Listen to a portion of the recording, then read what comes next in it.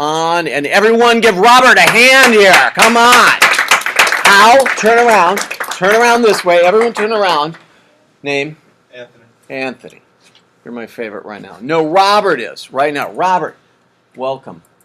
Welcome. This is first vlog of the new year, 2015. Having a great year so far. A couple snow days. Oh, but good business year so far. January is fantastic. We got a little snow out there. Don't feel shy about traveling, people. It's not bad. Travel in your car. Be safe. Cars. Safe. Travel. Suburbs. Levittown. We're trying to put together this multimedia or transmedia piece called the Levittown Oratorio. Oratorio is like an ancient form of mashing upping, like vocal and instrumental, and we'll just call it that so far. All of you are contributing your part. A film, you're writing some parts in it, you're transcribing maybe diaries, you're getting some archival footage, maybe you're performing in it if you're digging it. I had one class where half the people wanted to be actors. They weren't shy. And they did good. They did Coriolanus. It was excellent, man. So I wanted to do this, and we're doing the poetry. We might have some reading in Farsi of this 800-year-old poet, Rumi.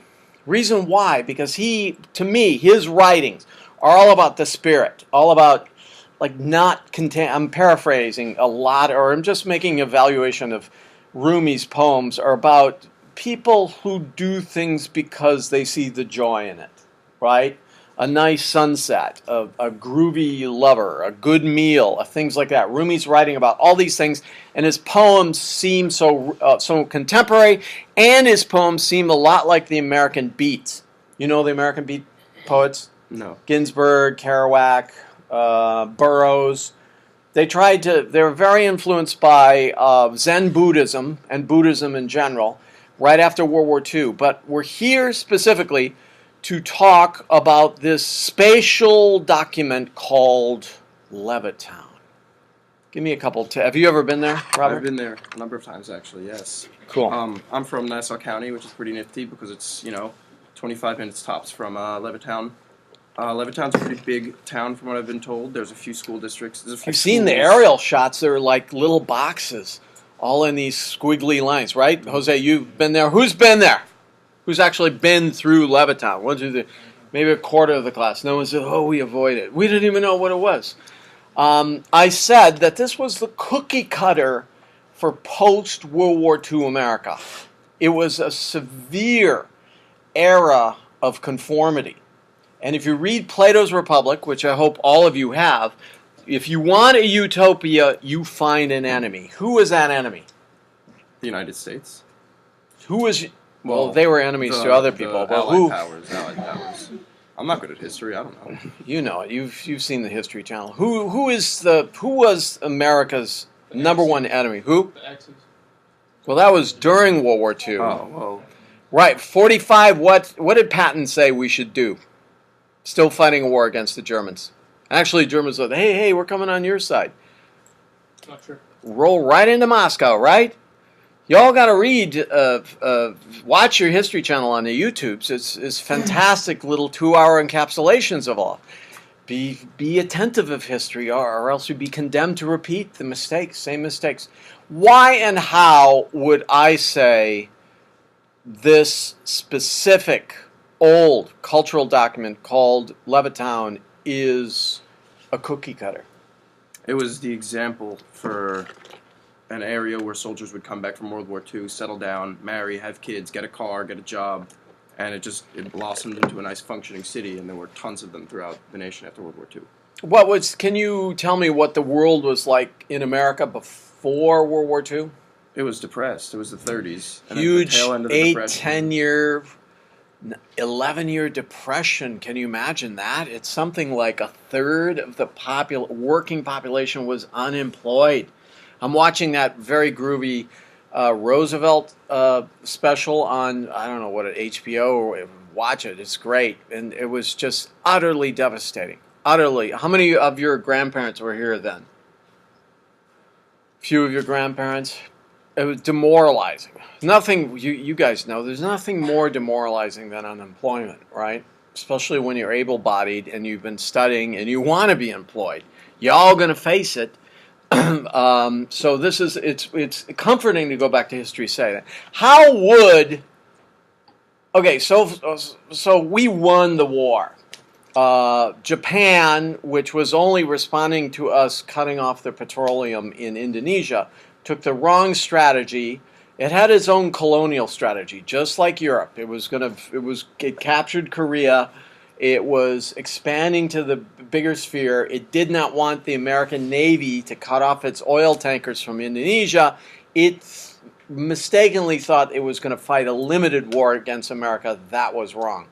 Do you have any relatives who went to World War II or through it? What are their stories? You're both your grandfathers. Yeah, one was an engineer and didn't actually fight on the front lines, and that actually was his background for getting employed when he came back. And then my other grandfather, I'm not certain what he did, but I think He was saw more action? hands-on. Yeah, I think so. In the Pacific or Europe? I want to say Alaska? Europe. I want to say Europe, not Alaska. That was a pretty hairy war. The one up in Alaska was devastating. Okay, Robert, to you, the spoils of war, to get a guaranteed, and these houses were something like don't Google it now, but Google it, there's something like $4,000. Low. Someone told me nowadays you got to have at least $200,000 in cash to even think about a house in Brooklyn. The highest property values in this country right now are Brooklyn, believe it or not. Little House. Little House was designed after Cape Cod houses from Cape Cod. Thousands of them stretched across this plot of land. There used to be potato fields. First of all, kind of pre-Betty Friedan, pre-Gloria Steinem, Simone de Beauvoir. What if you got your $4,000 mortgage? What could you expect from your woman? Not sounding sexist. Old school. What could you, returning soldier? Your woman has not read Betty Friedan, Gloria Steinem, the corpus of good fit 1950s, 60s. Feminism. What could you expect from the little misses? Let's just put it that way. At the risk of incriminating myself on video, I will say that a man coming back from war would probably expect his wife to take care of their kids, to stay at home, cook, and clean, which thankfully these stereotypes are finally beginning to be revoked and rebutted, and finally we're trying to work. Stop laughing. Ladies, weigh in, because previously, in the previous 4 years, these same women, marriageable, fecund, were women who worked in the factory and for large part liked it. They formed another counterculture, it's kind of documented, of like 2, 3, 4 million women who traveled across the country, did not want this scenario. Why not? Name again. Nazareth. It was a lot to do with the consumer culture back then. Because Gotta get them to suspend. Butts for bombs. What did butts for bombs mean? Bombers. Huge bombers were made. Load bombers in. War's over. What do you have to put in place of bombs? Butts. You got to make Disneyland. They got to fly to Disneyland. Oh, go see Paris. They got to fly. A lot of them didn't go abroad. Look that up. Butts for bombs. It's like once you build all these bombers and they figure out how to travel distances, why not make a whole tourist industry out of this? Somehow the economy was slumping. They had to think fast. Truman era people into Eisenhower era people, they had to think fast and said, we've got to make these returning young testosterone-filled men that they're part of the franchise. A lot of these people were actually first generation Italian, Slavic, Jewish, some Irish. In general, people whose parents had a very rough start of it were working class. This was their entry. Oh, and the GI Bill. Andrew, what's the GI Bill? Something to do with the returning the soldiers get free college. Is that still anyone a soldier in here? Anyway, I usually have a couple people who've gone off to Iraq only to come back to go to school for free. You know, they still offer that. Anyone know? Have a friend who's They done do that? offer, yeah. It's They still do. But I don't know if it's guaranteed. I think you have to have signed a long enough contract that it applies. So it's not like you could just go to Iraq for a month. You know, it's like a Yeah, more and they give intensive citizenship process. too, right? If you're first generation or you didn't, you kind of made it across border illegally, but you're an American illegally. You're an American. Don't they give citizenship if you join the army? Yeah, they give citizenship. Now they give citizenship. You got to be ready to get shipped off to. Why hasn't Aviv? Why hasn't America won a war since World War II? Give me a hit. Come on, this is Harvard, man. Hi, Harvard. There's no Stony Brook. I don't know. No, put it on point. No, we're going to hear Aviv. Why haven't we won a war since World War II? Come on, the most incredible war economy ever known to human beings. Give me a hit. No, no. Yes or no? Yes or no? No one's escaping. Yes or no? Give a question. Give a response. Oh, because the sky is purple. That's fine. Give me an answer. You didn't hit hard enough. They did. Oh, that's good enough. That's good. Don't be shy, dudes. Even if you don't know it. Yeah. Name. Isaiah. Isaiah. Morality, I guess we're too moral about things if you wanted to. That's cool. These answers are great. Just keep them coming. I need to build you with more of a mouth that in 10 years are going to be asking for a raise. I don't know why I should get a raise. No, that won't be it. You know? The point right now is to go and inject fear and then come back quickly. Partially because we've globalized to the point where a lot of our Fortune 500 companies are actually in these countries. Halliburton. I mean, this is a democracy, so never be afraid of articulating this. You run this business. Least we forget it. The Cheneys out there and all of that. Yeah, it's exactly because you economists, we need to jumpstart the consumerism every now and then with a war. Look, Obama's still in this war. Afghanistan, it's almost, I grew up during Vietnam, it's almost like digging a hole in the jungle and dumping money into it. That's all it is, except a lot of people die and suffer. Why is that? Is this, come on. This is why we got a house at Levittown, a dutiful wife, a secure job in Madison Avenue to send our hippie-ass son to Vietnam? Is that why? Is that how? That's what happened, but that's not, that's part of a culture is that people kind of became hippies as like a rebelling force. Against Levittown. Against Levittown, but also against serving in the war. People didn't really want to just uproot their things even though it was expected of them. Part of this